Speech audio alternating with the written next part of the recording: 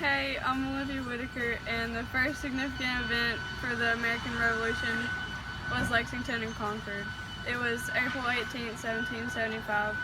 The British were going to seize the colonists' military stores at Concord, but it was discovered by the colonists, and then they decided to stop them, so they gathered at Lexington to intercept them.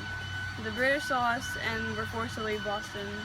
And now here's JT with the Bunker Hill. I'm JT Cooper, and I'm going to tell you what took place at Bunker Hill.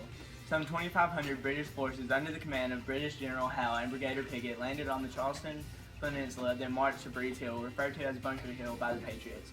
As the British advanced in their uniformed columns, American generals, in an effort to conserve the limited ammunition, reportedly told their men not to fire until you can see the white of their eyes. When the Redcoats were within a few yards, the Americans let loose a lethal load of musket fire, throwing the British into a retreat. After reforming the lines, the British attacked again, and nearly the same result. The Patriots were now low on ammunition, and when the British attacked up the hill for the third time, they were able to reach the front line and engage in hand-to-hand combat with the Americans. The Americans, being greatly outnumbered, were forced to retreat. However, by the end of the engagement, the American gunfire had cut down a reported 1,000 enemy troops, with about 200 casualties and 800 wounded. The Americans lost 100 men and another 300 were wounded. While the Americans did indeed lose the Battle of Bunker Hill, this was the first time the Americans were able to hold their ground against one of the world's strongest militaries. This is expected to boost morale and support for the Patriot cause throughout the colonies. Here's Olivia Whitaker with the next report. The Battle of Trenton and Princeton happened December 26, 1776. George Washington defeated the Hessian mercenaries, 1,400 in all. A week later, he returned to lure the British forces south. Then he marched right to capture Princeton, January 3rd, 1777. It reasserted American control of much of New Jersey and improved morale and unity. And 2 Americans froze to death in the battle. That's just weird. And we're gone to commercial.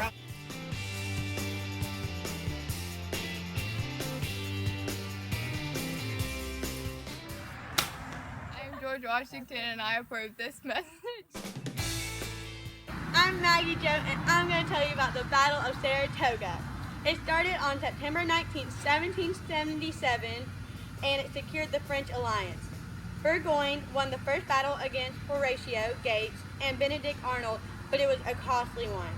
Then Burgoyne attacked again on October 7th, but he was defeated and forced to retreat. He surrendered 10 days later. It convinced the French to join their cause and enter the war as their ally. Here's Grace Marshall with the end of the Revolution. I'm Grace Marshall, and I'm here to tell you about the end of the American Revolution. In October 1781, the war was initially over.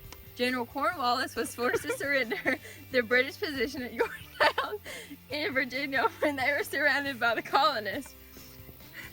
2 years later, the Treaty of Paris made it official. America was free from Great Britain.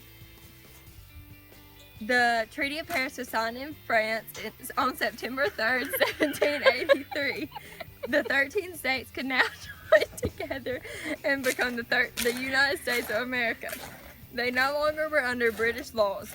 The United States could now begin to form their own government and make their own laws. The Declaration of Independence, which was finished on July 4th, 1776, could now be spread throughout the new country. The British gave America all the land between the Atlantic and the Mississippi River, Canada to the north and Florida to the south. The land east of the Mississippi River between the Ohio and the Great Lakes was known as the Northwest Territory.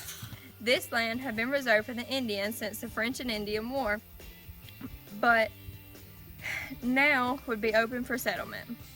After the war, the British military all agreed to leave American territories.